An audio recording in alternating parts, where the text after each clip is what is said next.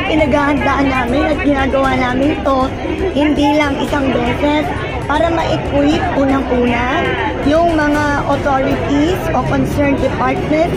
na talagang makita kung paano i-handle ang ganitong pagyayari at para naman po sa aming mga mamamayan para makita din nila yung preparedness nila kung ano ba nagkamali, ano dapat nilang gawin at para tumatak na sa kanilang isip na ito ang dapat natin gawin pagka merong mga earthquakes or calamities na mangyayari. Empleyado,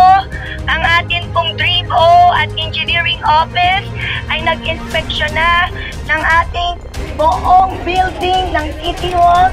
at ngayon nag-head count na at kumpleto naman at tayo po ay pwede nang bumalik sa ating mga tanggapan. Mag-ingat kayo at maraming salamat po.